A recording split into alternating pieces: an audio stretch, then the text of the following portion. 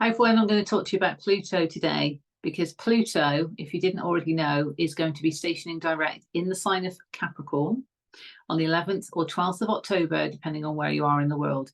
Now, Pluto has been retrograde for a period of about 5 months, and he started his retrograde in Aquarius and then retrograded back into Saturn's home of Capricorn to do this final trudging up of these outdated systems, structures, beliefs, and so on, that we really do need to detach from and release. This is profound transformation that's going on, and Pluto is leading the way with this. So he will be stationing direct on the 11th or 12th of October, depending on where you are in the world, in the sign of Capricorn.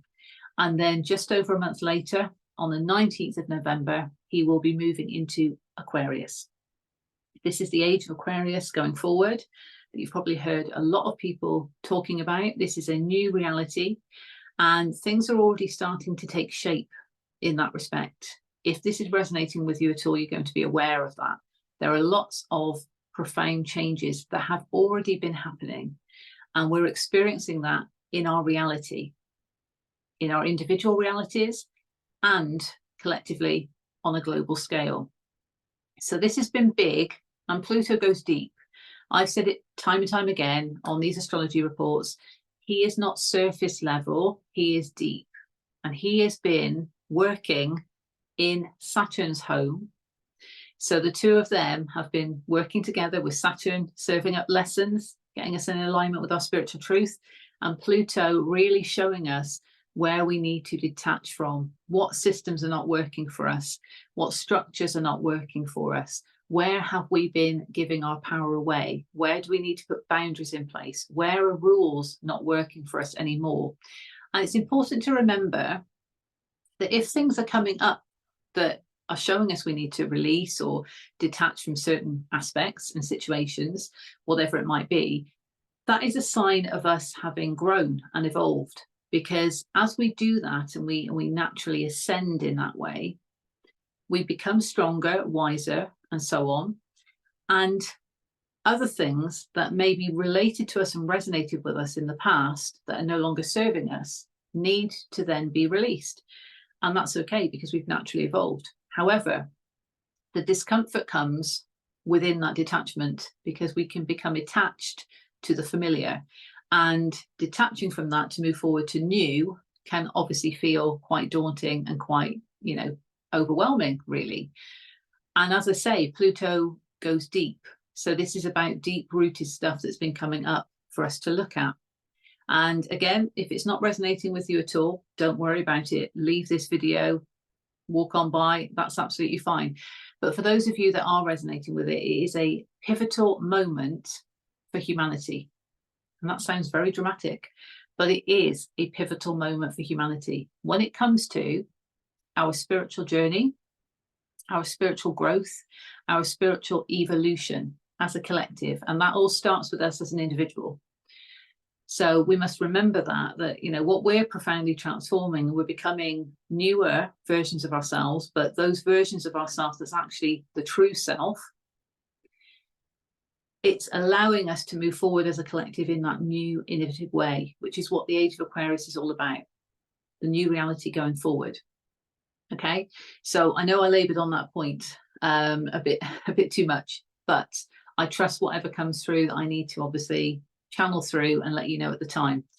So if I go back to, Pluto predominantly, and I will show you the charts as well. I've got the chart for the moment that he stations direct in Capricorn, and then I've got the chart for when he ingresses into Aquarius.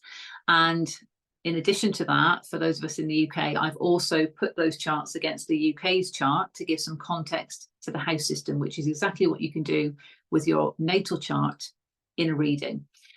Okay, so I'll show you those very shortly. But what I also find interesting when I looked at all of this, and by the way, I did do a YouTube astrology report a while back when Pluto did start his retrograde, and I mentioned about these points coming up back then, but it was only brief coverage of those. Obviously now, as we're nearer the time, I'm going into it in a bit more detail. So it's just in case that resonates with you to take a look at that. But I'll rewind back again.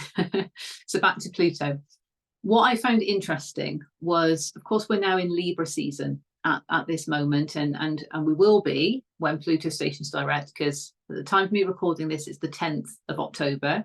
So it's happening in the next day or two, depending on where you are in the world. And so we're still going to be in Libra season, and that is cardinal air energy. I've spoken about this before. Cardinal energy allows us to get things started, to kick things off. And when we think of Libra, it's from that essence of fairness, justice, reciprocity, equal give and take, balance and harmony. We want to restore that in our lives, of course, in our realities. So what do we need to do that? And astrology is a bigger picture, as we know, so we look at many different things. But we are in the zodiac season, which is cardinal air. And at the time that Pluto stations direct, the moon will be in Aquarius, and that is fixed energy. Both of those are air signs, interestingly. Okay, so we've got Libra, that's an air sign, and then we've got Aquarius, that's an air sign, but fixed. So when it comes to, you know, our soul essence, we want to get things started from that soul essence perspective of wanting fairness. You know, we can resonate with that in our soul. And our emotional home, where the moon is showing up in Aquarius, is of course saying that, okay, we might be feeling a bit fixed in our emotions here, but ultimately, you know, we're wanting to connect in many different ways, because Aquarius rules the 11th house of connections with others. It is about that new innovative way of being. So perhaps we're feeling that actually we want to approach things in a different way, and that's good, but in a fixed way. There's almost a rigidity to that, and not in a bad way. Okay, but when Pluto actually ingresses back into Aquarius, we will be in Scorpio season at the tail end, by the way, because the sun will be at 28 degrees of Scorpio. Now that is a water sign. The moon will be in Cancer. That's a water sign. But for those of you who know about astrology, you're going to know that they've sort of, you know, the roles have reversed there, because the sun will then be in a fixed sign and the moon will be in a cardinal sign. So whereas, you know, the moment that he stations direct, we've got that sort of driven by the soul essence of wanting fairness, we've now got the cardinal energy going on in the emotional home, and the moon being in Cancer at the point of Pluto ingressing into Aquarius is a comfortable place for the moon to be. It's the moon's home. It's a very benefic position. So of course, yes, we might feel all these things going on, but it's a comfortable way to be, and it's a comfortable way to feel all of these things. And that's how we can be guided by our emotions. And, you know, not surprisingly, at the time that he ingresses into Aquarius, and that's all about marking that new sort of like shift into the Aquarian energy when it comes to that profound transformation, we want to feel good about that, don't we? So it's great that we can rely on our emotions to guide us in that way, and, you know, remain quite fixed on a soul level at the depth of Scorpio. Of course, Pluto is ruled by Scorpio, so there is soul essence support for this, and it can be very fixed. So we're very clear about the direction in which we're heading. So that's all very positive. Let's jump into the charts and I'll show you more about what I was guided towards. Okay, so bear with me a second. Right, okay, so this is the moment. Just take my glasses off for this so I can move closer to the screen. Take a sip of water. Okay, so as I mentioned, 11th or 12th of October, and I will timestamp this, by the way, 11th or 12th of October is when Pluto will station direct in Capricorn. There will be that clunk, click into gear as he then starts to move forward in Capricorn. And he is doing his last dance in Capricorn before ingressing into Aquarius, because, of course, taking 248 years to go around the zodiac, he's not going to be back in Capricorn in our lifetime. And that is why it is a pivotal time for humanity. It's a pivotal time for this profound transformation when it comes to our structures and systems that are outdated, that do not serve us. And of course, the detachment and the releasing that we need to do in relation to everything that does not serve the new reality that we're wanting to experience going forward. Okay, so for us in the UK, this will be on the 12th of October at 1:32 a.m. So of course, for other people, it's going to be on the 11th of October. Apply your own time zones as appropriate, as always. But here you can see that Pluto is then out of retrograde, and he is 29 degrees, the final degrees that a planet or planetary body can be in before it then moves into the next sign. So this degree can be very intense. And he's been here before, remember, because he moved into Aquarius and then retrograded back. So this is the final degree, and it's the final time he's going to be at this final degree in our lifetime. So it can feel intense. And he is trudging up things that we need to understand, that we need to release, detach from, that relates to the Capricornian aspects in our lives. So think of the 10th house in astrology. It can relate to work situations. It can relate to inner authority. So again, where that's been challenged, where we're giving our power away, where perhaps we are not following the rules that we need to for our own lives, you know, where we're following other people's rules that don't serve us, for example, systems that we're attached to that are not working anymore. We're going to see a lot of this in the collective, by the way, how systems are just going to be disappearing because they're not serving the highest good anymore. Okay, and that's why it's a pivotal time for humanity and a pivotal time for history in that respect. But think of structures, you know, think of our own structures, you know, as our own reality, and what are we attached to? What structures are around that are not serving us? And, you know, any patterns, any sort of limiting self-belief patterns that we might be holding on to. But this is in a profound way because of Pluto going deep, obviously. And we need to remember that Saturn is teaching us lessons that's helping this as well. So we're understanding from what Saturn is teaching us, and we're therefore becoming more aware of what needs to be transformed. And Pluto is going to show us one way or the other, okay, because he means business in this respect. And, you know, if you're resonating with it, you're already going to be fully aware of what's going on in your own realities that needs to be transformed. And you could be currently working on that, you know, working with the energy to release, working with the energy to detach. It's part of the healing journey as well. As I mentioned before, astrology is a bigger picture. We look at everything, and we, you know, refer to our own natal chart in terms of how it is influencing and impacting us and how we can align with the energy. We have got free will in this reality. So I can, you know, sit here and tell you all about this based on the astrological alignments and aspects and my intuitive interpretations, any channeled guidance that comes through from the pure white light, of course. But if it's not resonating with you, or you know, you wish to make your own decisions for certain things, that is your free will to do so.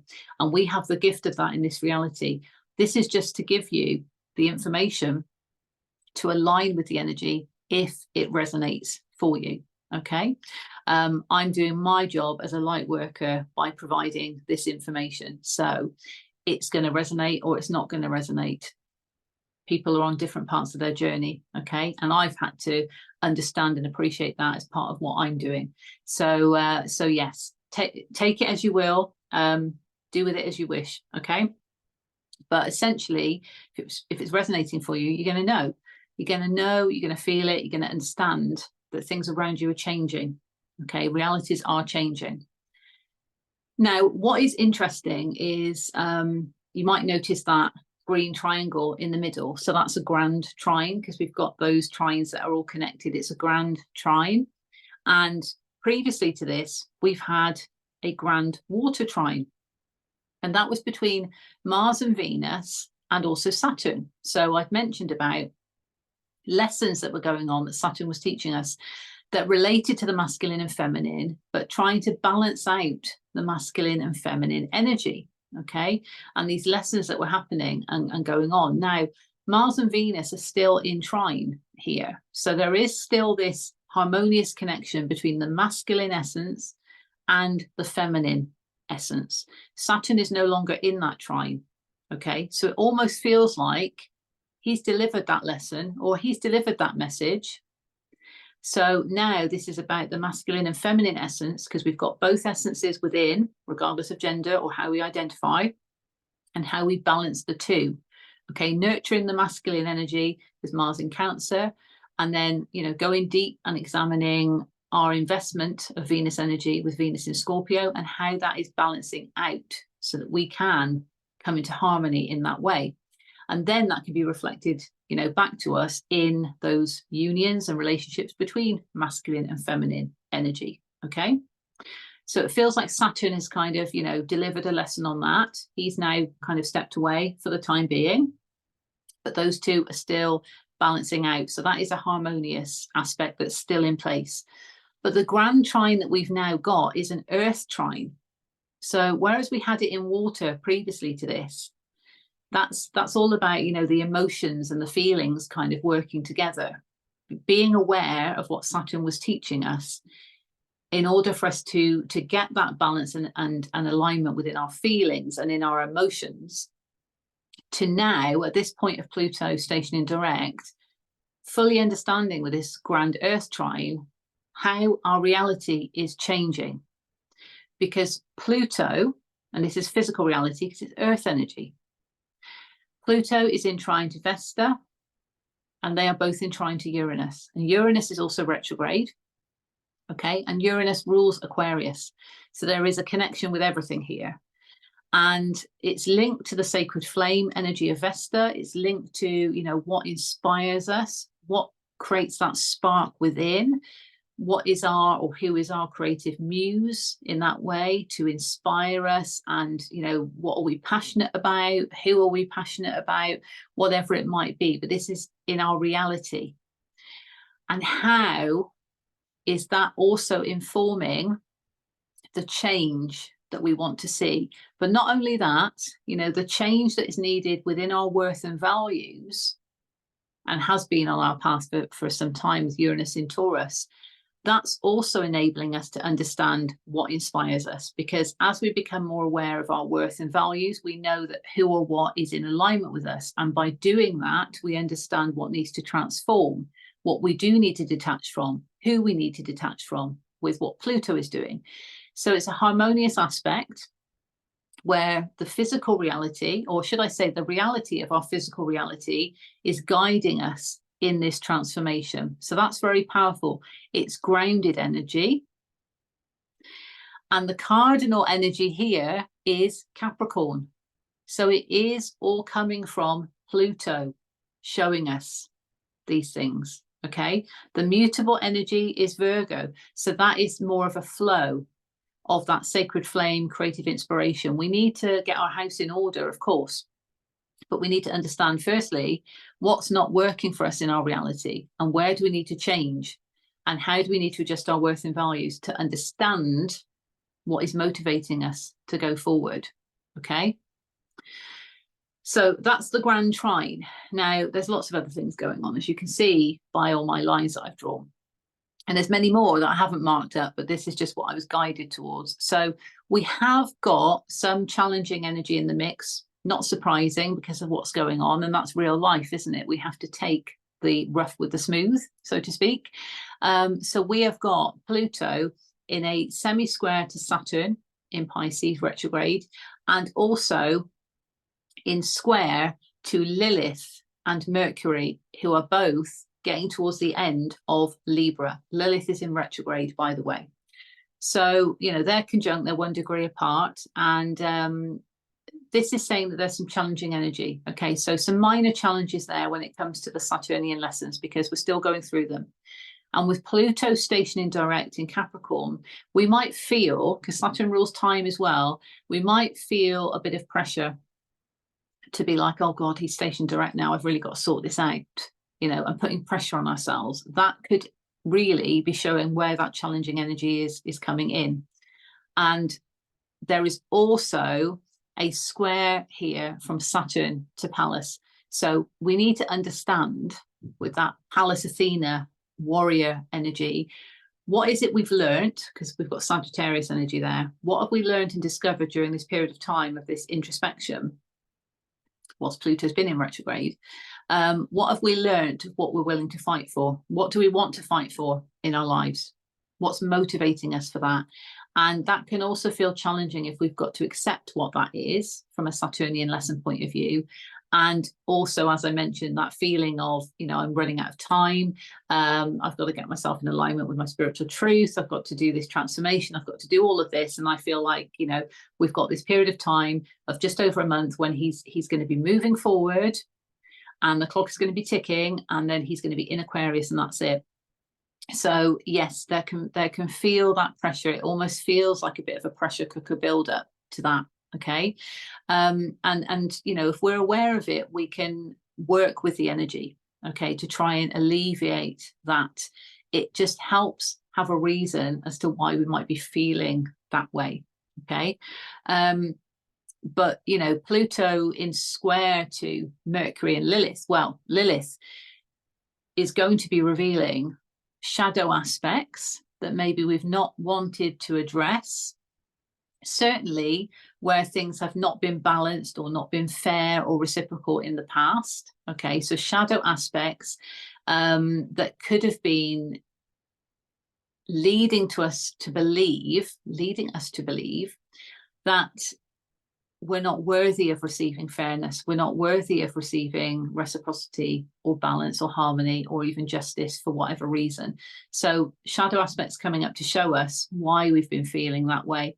And Mercury in the mix there is almost that kind of, you know, with the communication and expression, but think of the thoughts, okay? Have we been fair to ourselves when we've been communicating to ourselves? Where have we needed to maybe communicate to others or express our truth to others where things haven't been fair? Have we spoken up for ourselves? Okay, so Lilith might be showing us where we've needed to do that and we haven't done it for whatever reason, fear, anxiety, whatever reason, other shadow aspects. But simply Mercury being there as a reminder to say, okay, also with these deep, profound transformations that need to happen, we are going to need to speak up from a place of fairness. And that might feel uncomfortable to do so as well with that square. Okay. Interestingly, there is a yod, okay, that is pointing towards Mercury and Lilith. And at the base of that yod, we've got Uranus and we've got Neptune, both of which in retrograde. So in order for us, to get to that point of really expressing ourselves from our shadows, okay, and also our deep desires, we need to understand via our intuition, okay, what those insights are, so the Neptunian insights, and also understanding our worth and values that are prompting us to make change. Okay, so we can then express where we need to, and we can acknowledge those shadow aspects to heal them once and for all, and of course to acknowledge our deep desires within the mix also. This is also saying to me, as I'm reflecting on this, that there might be some elements of self-sabotage that are coming up as realization throughout this process of, okay, maybe in the past I have self-sabotaged a situation like this because I've had these shadow aspects, these wounds from the past where I felt not worthy of this. I've not felt, you know, this is going to be fair for me, but I've not spoken up. Okay, and as a result, my worth and values were affected. So now, okay, I understand I've got to address that because the yod is pointing in that direction. But the square you see from Lilith and Mercury across to Pluto could be indicating the challenge that comes from that. Okay, it's supporting the transformation, but it might just feel challenging for those reasons. Okay. Now, also with Pluto, let's go back to a harmonious aspect. Pluto is in sextile to Neptune. So that is where our intuition is guiding us, that closer connection to the source energy within us, and what our intuition, what our inner compass is telling us is guiding this transformation. So that is working for us. Okay, that's working in our favor.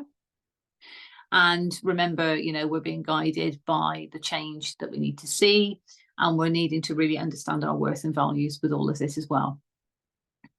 I have to mention Chiron. I've not marked up Chiron on here, but I suddenly got this through because I'm channeling through as well. You know, messages from the pure white light, of course, but I'm allowing myself to be open to channel things through as well, in addition to my intuitive interpretations of the chart. But Chiron, okay, I was reminded of Chiron, and Chiron is, of course, in Aries along with the North Node, and there is opposition energy to Libra. So let's understand here that all of this that's going on, where we're striving for fairness and balance and reciprocity and harmony and justice in situations, our own reality. We want justice. We want things to be fair. We're needing to, you know, balance this with the need to uphold our sovereignty, because the North Node is where we're going. Okay, so that is collectively at this current time, because, you know, the nodes will be shifting at some point, but they are currently, you know, Aries North Node, Libra South Node. So where we're heading, the direction in which we're going, path and purpose, is North Node Aries. That is towards our sovereignty. That is towards being the leader of our own life. And Chiron in retrograde is allowing us that deeper introspection on our healing journey when it comes to that, because we've got to address why we haven't felt like a sovereign being, why we haven't felt worthy of being a sovereign being, why we haven't felt confident enough to step into a leadership role within our lives, and how that needs to balance out with the fairness we want to experience, because it's opposition energy, but we need it to work for us in that way. Of course, South Node in Libra, that indicates where we've come from. So the emphasis at the moment is those aspects where we've come from in the past, in this lifetime, and also past lifetimes where there has not been fairness, and we've had to heal and cleanse that to lay the foundation of fairness now going forward.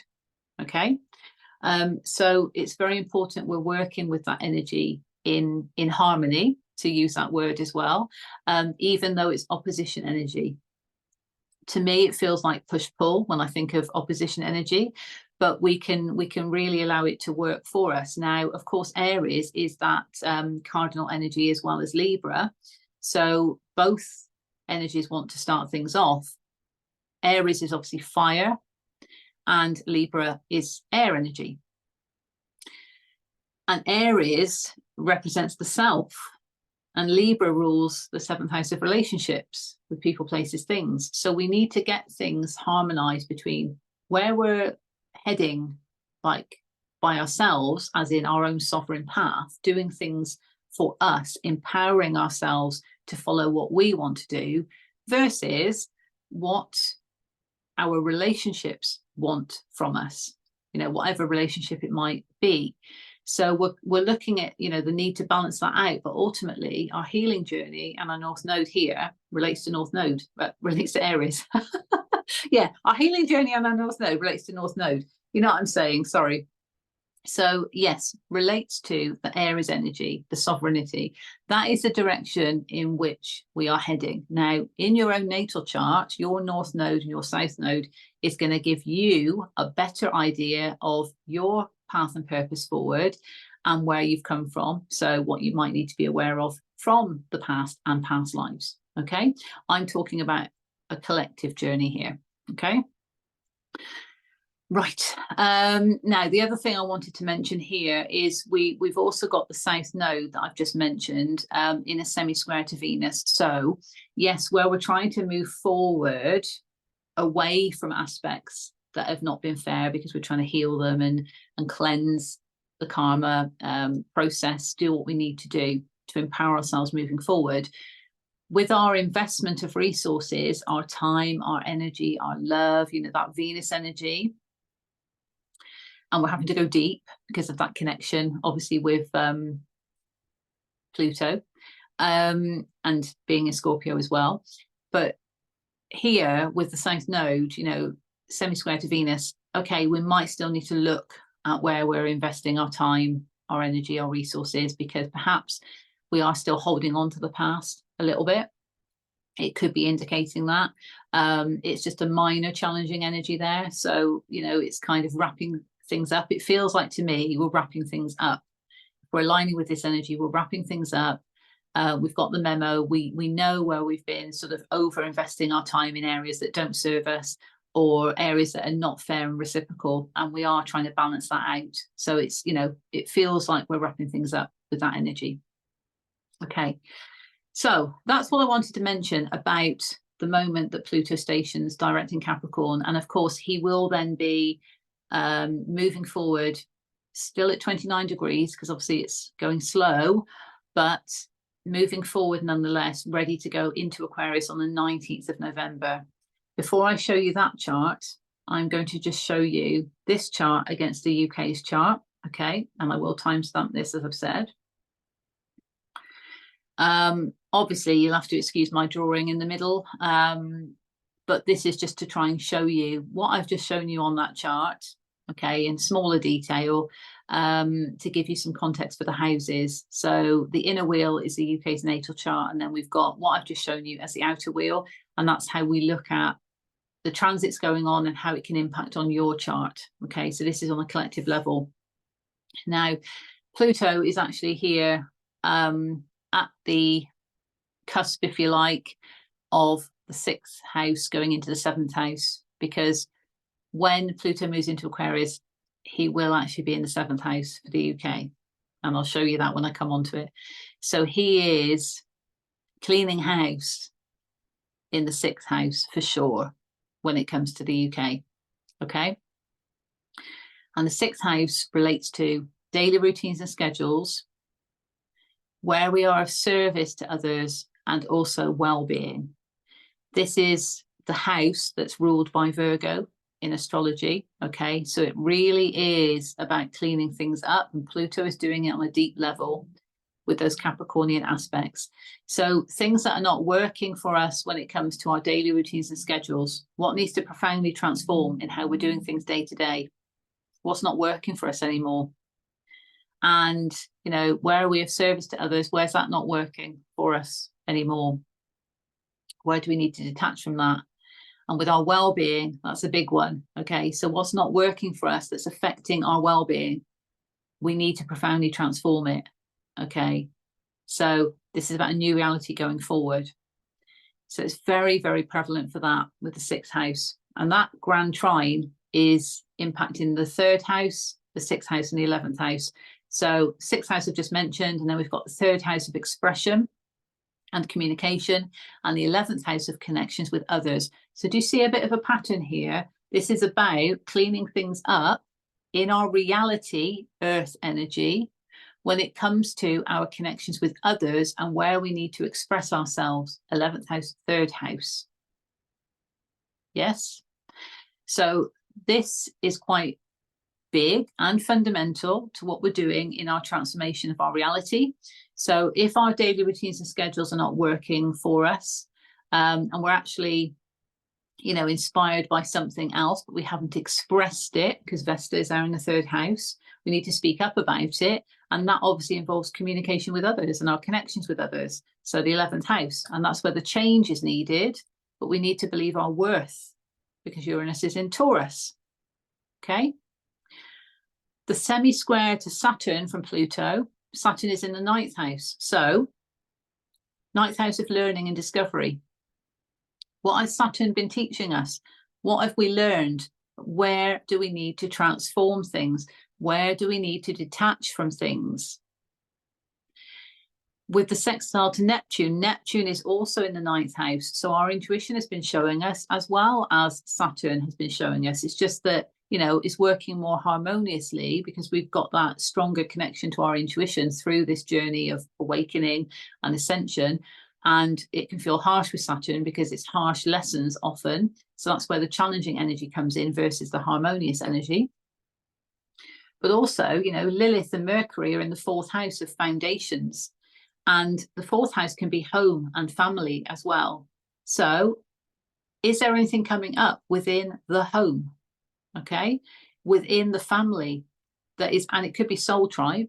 Okay, it doesn't have to be family, but within our foundations, where the shadows are revealing certain things, where communication maybe needs to be sorted out so things are fair and reciprocal, where does harmony need to be rebalanced? That can also be challenging, okay? Especially if we look at the 6th house of being of service to others. If we are of service to anybody in a home setting and we do need to express certain things, that's where the challenging energy could come in, okay? With regards to the opposition energy of Chiron and Libra, well, that's between the 10th and the 4th house. So 10th house of work and inner authority, 4th house of home and foundations. Okay. Now, interestingly, you'll see that Chiron is on top of the UK's natal sun. So this is major healing of our sovereignty as a collective from a soul essence point of view.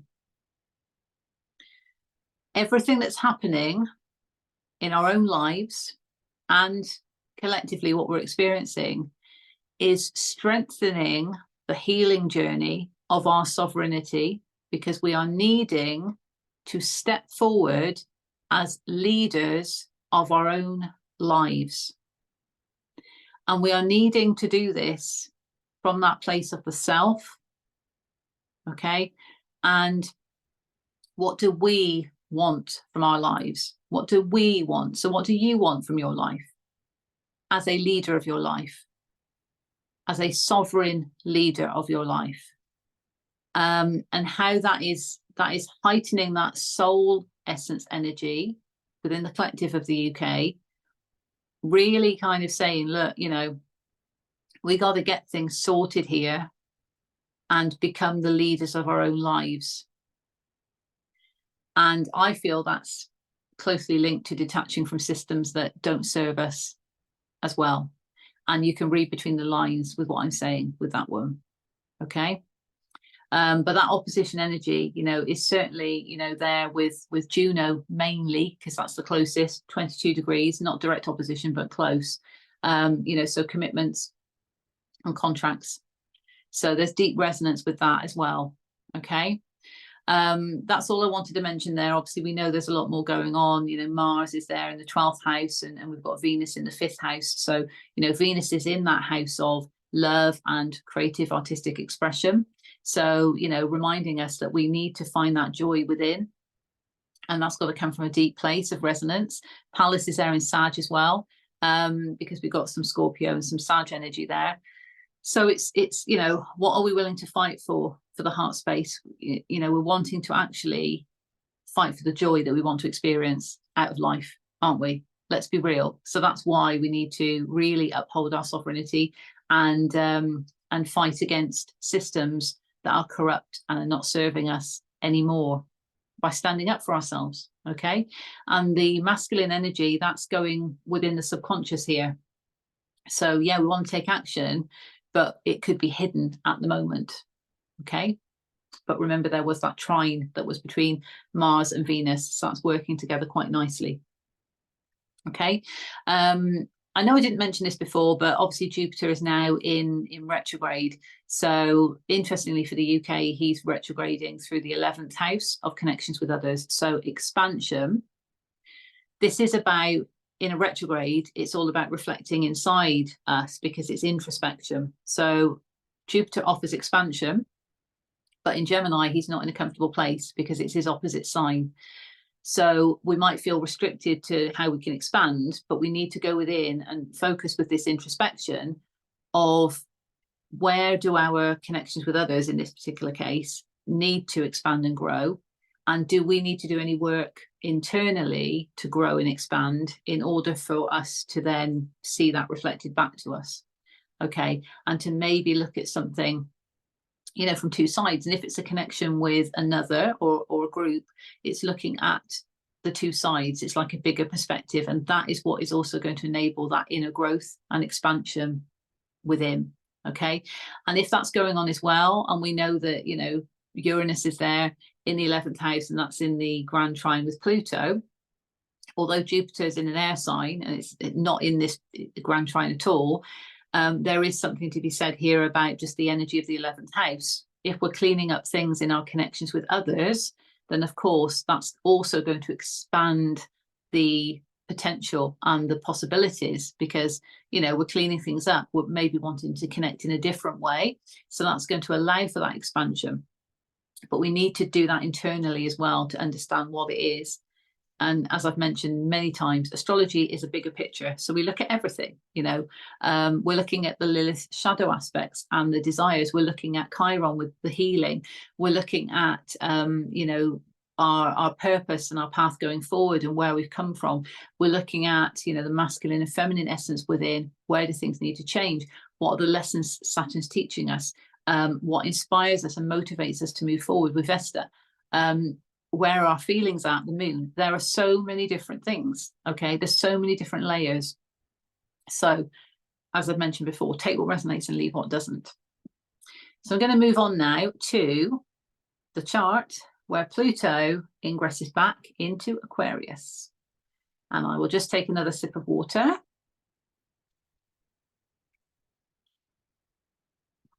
Okay, so this is obviously just over a month after he's stationed direct. So we're going forward into the 19th of November now. Okay, so that's the same date regardless of where you are in the world.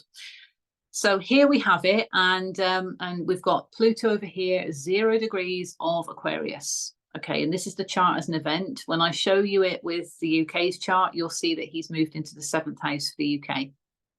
Okay, so it might be worth looking at your natal charts to see if he changes signs or if he's transiting through the same sign, however it might apply for you, because it's not as simple as one sign per house in astrology, trust me.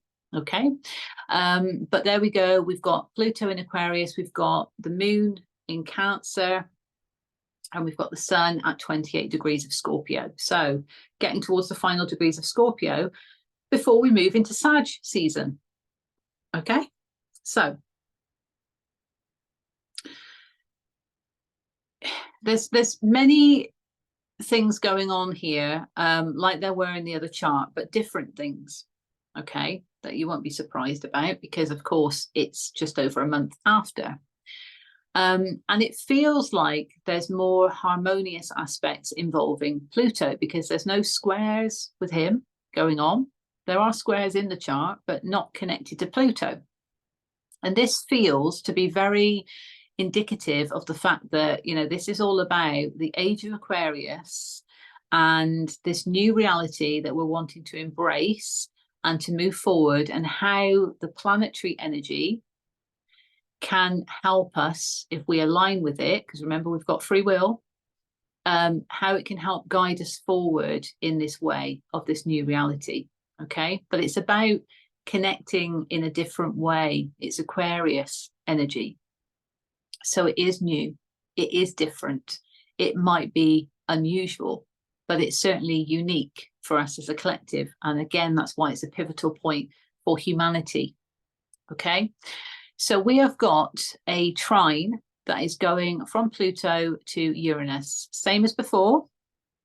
Okay, but there's no grand trine at this point. So there's still this connection to how, you know, this transformation is really fueling the change that we need to see, but also how the change in our worth and values has also enabled us to get to this point of profound transformation and this new reality that we're wanting to experience. Uranus is still retrograde at this point, and Uranus rules Aquarius. So there is that nice connection there of embracing that vibe, okay? There's also a trine that is going from Pluto to the South Node.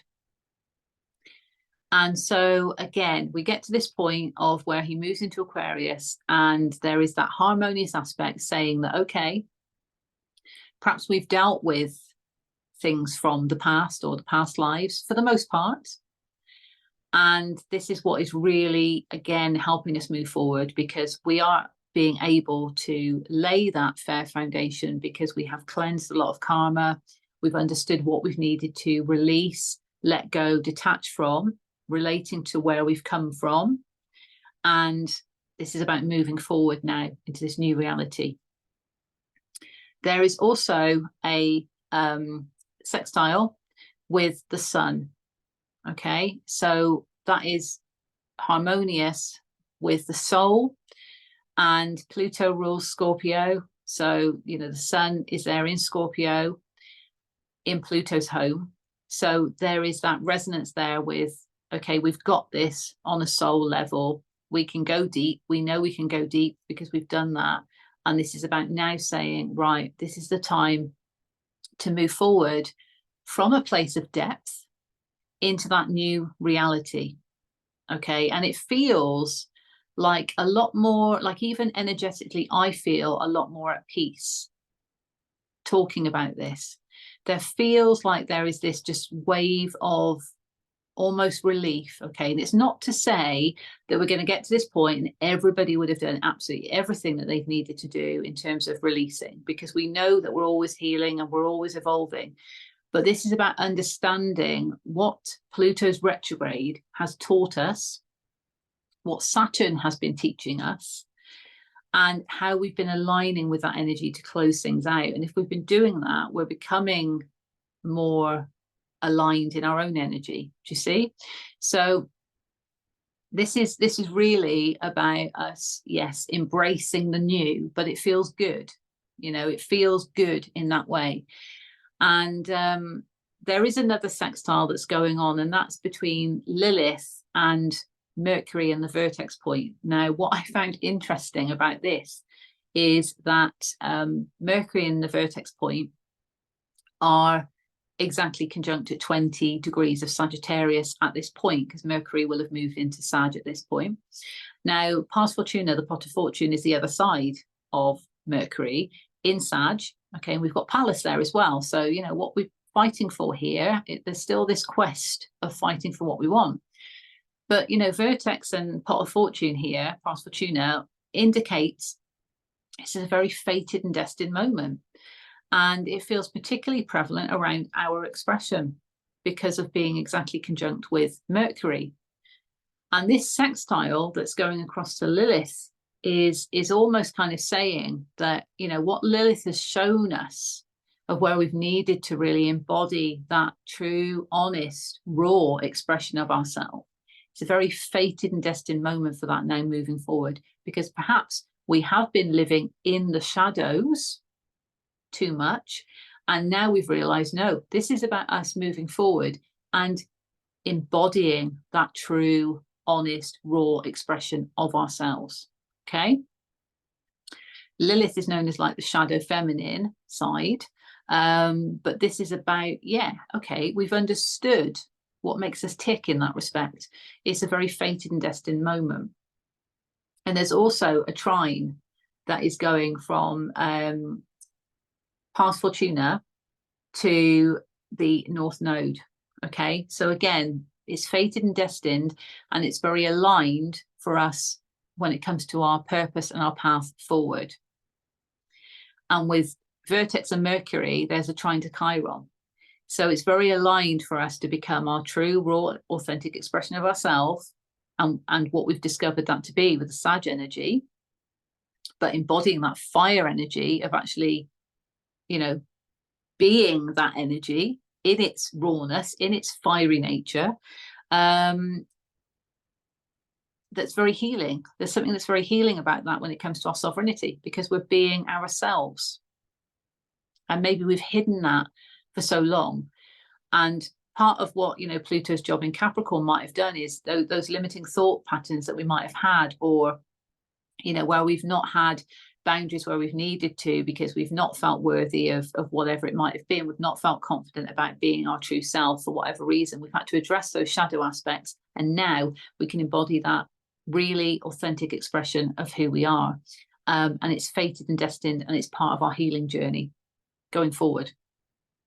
Lilith is also trine to Jupiter. So this is expanding us internally. So I've mentioned to you before just now about that internal growth and expansion, because Jupiter is retrograde, and he still is at this point. And he is not only in trine to Lilith, but he is in sextile to Chiron.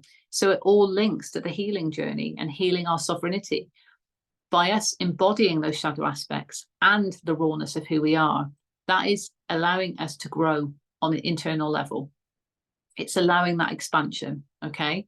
And he's moved back, you know, a few degrees, hasn't he? Because I think he was 21 at the point of Pluto stationing direct. Now he's at 18 degrees of Gemini. So just to say, that is very significant on our healing journey, okay? To really embody who we are by addressing those shadow aspects.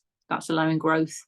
It's allowing healing. Very powerful, okay? Feels very, very powerful.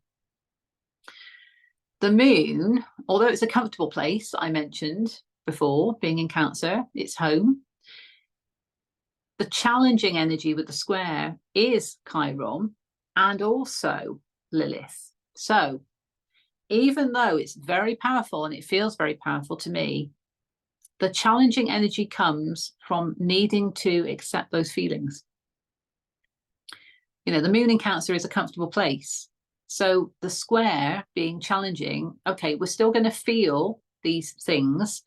So we need to embrace the shadow aspects that are coming up. And we're obviously needing to heal our sovereignty. So we've got to overcome certain things in order to get to that point. But what I'm trying to say is it's a very fated and destined moment to step into our full expression of ourselves by acknowledging those shadow aspects and those deep desires that we have. And that's enabling for profound growth internally, and it's enabling us to heal our sovereignty. But it might feel challenging because we've got to accept what's coming up in order to heal. Yeah. North Node is in trine to Mars, and Mars is in Leo at this point. Okay, there is opposition energy here with Pluto being in Aquarius. So, you know, there is some challenge perhaps or push-pull energy to the action that needs to be taken from that courageous point of view. So we might just have that tested somewhat. But the trine to the North Node, this is about, you know, the action that we do take, the courageous path, if you like, is heading us in that direction of our sovereignty as well, and vice versa.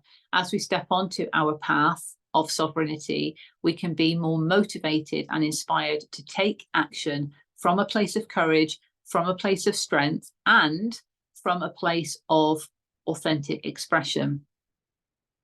Okay, because Leo also represents that from the heart chakra, you know, that embodiment of that full expression of self in that way. Okay, so that's very profound also. And I think that's all I marked up. Oh, apologies. There is that square between Saturn and Jupiter. So Saturn is now at this point, you'll notice, no longer red numbers. So he's out of retrograde at that point. That ends a few days before on the 15th. Okay. So he would have then stationed direct in Pisces. He's still teaching us lessons to get us in alignment with our spiritual truth, but the introspection period has ended. It's not to say the lessons have ended by any means, because we've still got to get in alignment with our spiritual truth. But this square is kind of saying, okay, Saturn is still going to show us the way, and it might feel uncomfortable. It might challenge where we want to grow, where we want to expand, because we're having to learn these lessons first. But that is the purpose of the Jupiter retrograde. Okay, because we've got to go within and understand certain things that Saturn's teaching us in order to grow. We might just be wanting to grow and expand and to receive this luck and fortune that we're worthy of. But Saturn's saying, well, hang on, you're in retrograde, Jupiter, and I actually want to teach you some lessons first. Okay, so that just indicates a bit of that challenging energy there with the square. All right, brilliant. Okay, so I'm now going to show you the final chart, and this is what I've just shown you, but against the UK's chart again. Okay, so when Pluto ingresses back into Aquarius, I mentioned that he's moved into the 7th house, and there he is. Okay, so in other words, he's cleaned house in the 6th house. He's not going to be back there again for another 248 years when he's next in Capricorn. So this is about moving forward now. That's it. New reality. And this new reality in our relationships with people, places, and things. So from a UK perspective, our relationships with people, places, and things. New innovative ways of connecting, new innovative reality, individual in some aspects as well, because there is a uniqueness to Aquarius.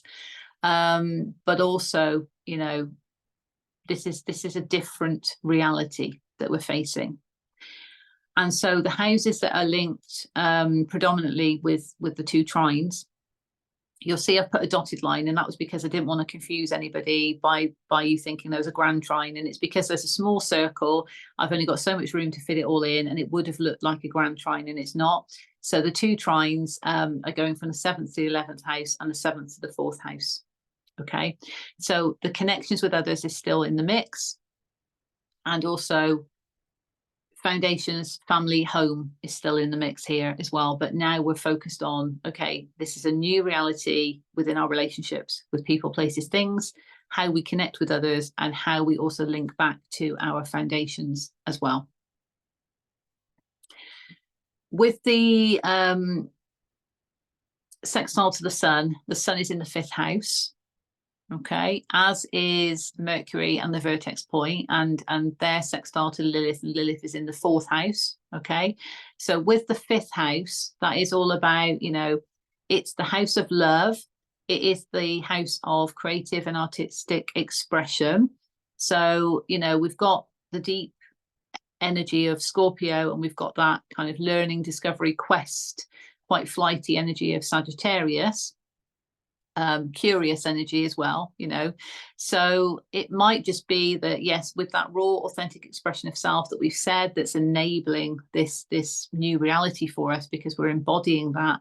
There is something about the heart space here, and with the sun, the soul essence of the cosmos being there as well, it feels very resonant that this is about opening up our heart to this new reality, to this new way of being, almost acceptance of that things are moving forward in a different way.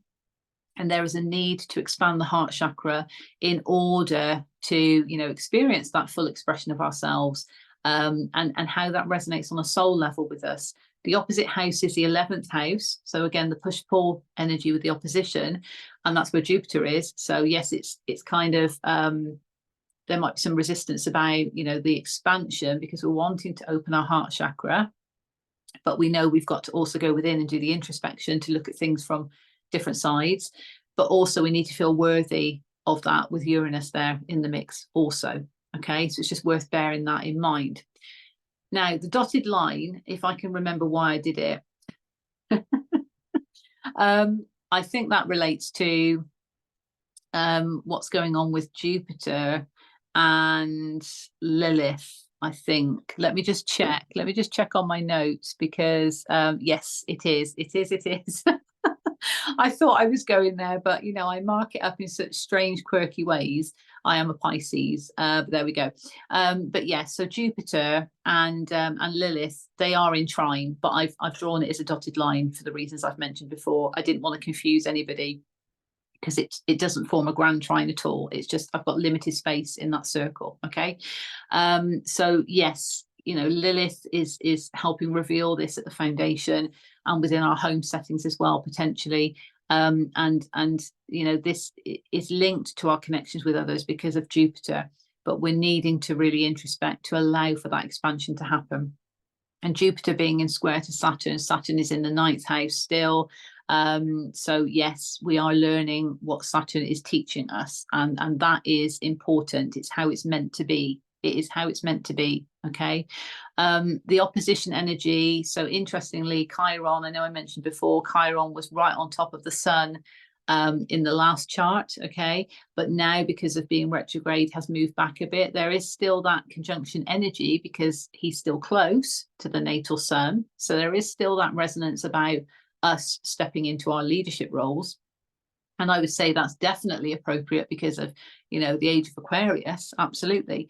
But there is now direct opposition with Lilith at 19 degrees. Okay, so that's where the push-pull comes in now a bit more so, because it's like, okay, battling with those shadow aspects and acknowledgement of those deep desires, and the raw authenticity that can be brought up from the shadow side is certainly healing us, because we know that, because we've got that, you know, that trine that's going from Mercury and the vertex point in the 5th house, who is actually in sextile to Lilith, in trine to Chiron.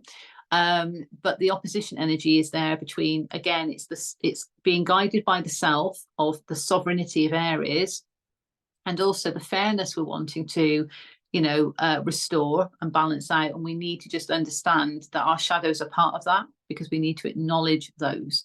That's where the growth comes in with Jupiter, the inner growth and expansion. Okay.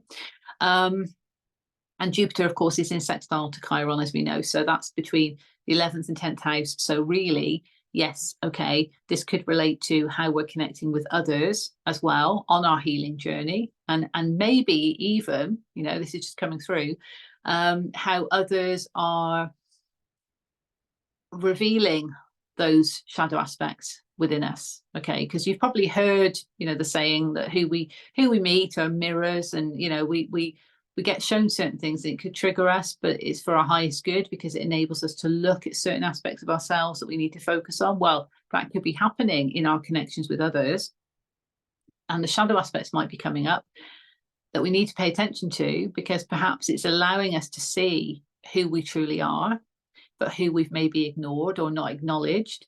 And so that is why that's healing as well. But we just need to understand that push-pull energy of, okay, fair enough, you're showing me that, I need to look at it, thank you very much, it's all for my highest good, rather than the initial triggering reaction. Okay, that just felt like that was guided to say, okay, so thank you for that. That comes through to me. So yes, I will say that this chart feels a bit more calmer than the other one, and it's not to say there's anything bad with the other one, but with Pluto stationing direct in Capricorn, actually I'll stop sharing this now, you know, at the point that he stations direct in Capricorn, I feel that the challenging energy is going to come from people's awareness that things need to change, but almost a feeling like they're running out of time to make those changes. And that's where the unnecessary pressure comes in. And, you know, that can create that challenging energy. So it's about understanding what Saturn has been showing us, understanding what Lilith has been showing us, understanding what Pluto has also been revealing, and knowing inherently within what needs to change, what needs to transform on a profound level, you know, what isn't working for us anymore, and those cycles that do need to close out for our highest good that relate to those Capricornian aspects. If we're aware of those and we're understanding, we've acknowledged them, and we know, right, well, I'm gonna focus on this first. I know I've got to focus on a bit of healing, and then I can get through this. That's acknowledgement of it all. It's when we go around like this, no, I don't want to face it, I don't want to face it, no, I know what it is, I don't know, I don't want to hear it, I don't want to hear it, I don't want to hear it, that's it, and just like that.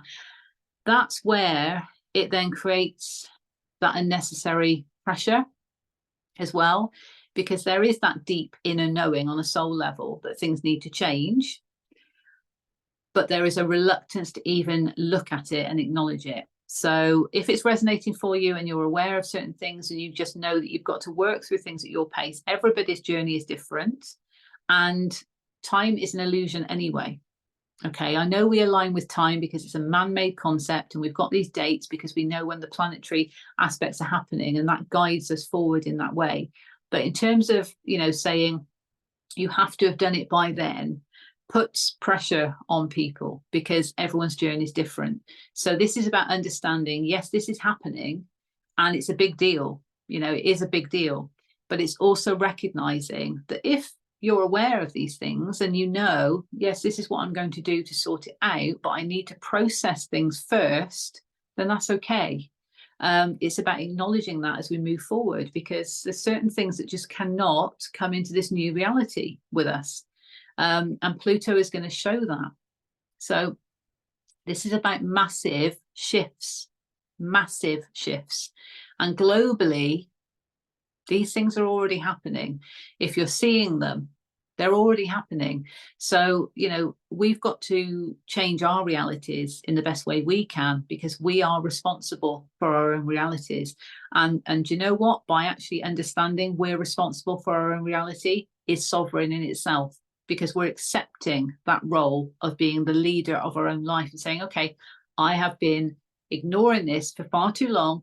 This needs to change. I've got to say this. I've got to do this. I've got to release this. I've got to purge this, whatever it might be, and owning that rather than putting the blinkers up and just going forward thinking it's all going to be fine. It's all going to be fine. That's what creates tower moments, if you're familiar with those in tarot. So, you know, things are going to change, and it's better to go with the flow and be in control of that change. Okay. And if you're aware of that, but as I mentioned before, we've all got free will in this 3D reality. So, you know, we can align with what we want to align with. That is our gift of free will. But nobody should feel pressured to do anything. That's the point I'm trying to make. With the difference of those two charts, I feel in the energy, there's more sort of potential pressure around worrying that we're running out of time to sort this out before Pluto moves into Aquarius. Whereas the reality is, if we're aware of what needs to change and we know what we're doing, we've almost got like a plan of how we're going to deal with it, but we've acknowledged we've got to heal certain things first. We can't just make changes and expect things to just be like, okay, if we've got healing to do, because that healing is going to come up one way or another. So it's about understanding all of that. And if we're aware of that, you know, we've acknowledged that, that's our truth with it, then of course, you know, we're going to move forward and do those things. It's if we're just ignoring what we know to be true, if we're ignoring it purposely, then that's going to be where the more uncomfortable energy comes in.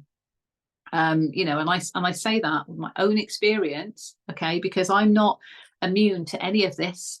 I'm not immune to this at all.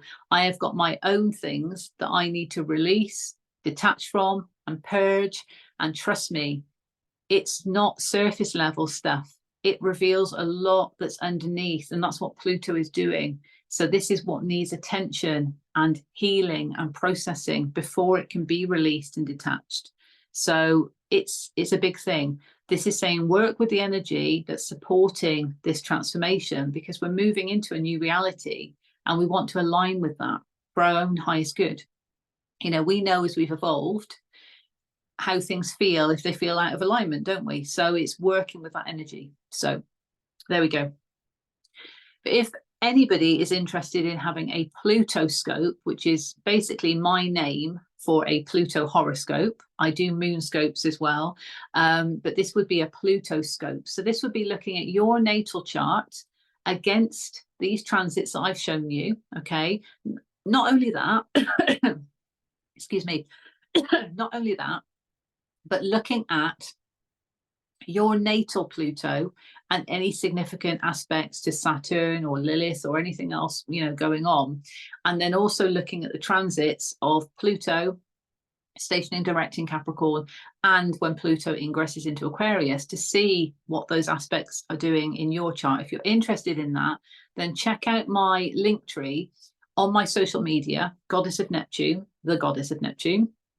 And, you know, you can click on that and then we can arrange this Pluto scope. Okay, so that would show you more appropriately in detail for your own specific journey, but you might have received the messages you needed to receive from this very transmission. Okay, but I'm here to assist. I'm here to help in the best way I can by using astrology to help guide you, and so that you can understand maybe where you need to focus on in terms of this transformation that's needed to help you during this period of time. So reach out via my social media. I might put a link to it actually in the description box below. But yeah, let me know if I can be of any help, and you know, certainly to move forward in this you know, new age of Aquarius, supporting each other as a collective. And I can feel already like the throat chakra, there is resonance with that a lot, with communication and expression. So I do feel that potentially there are people out there that could help. You know, they could need help with that. And, you know, again, the chart might reveal that, because it might be hovering around the third house of expression. and communication. So that feels quite relevant. But thank you so much for staying with me. I mean, I timestamped this anyway, so you might just have looked at, you know, certain parts of it, but do reach out if you feel that you want a, you know, direct personal reading, because I'm here to help you on your journey. So take care, all the best, and I'll see you soon. Bye for now.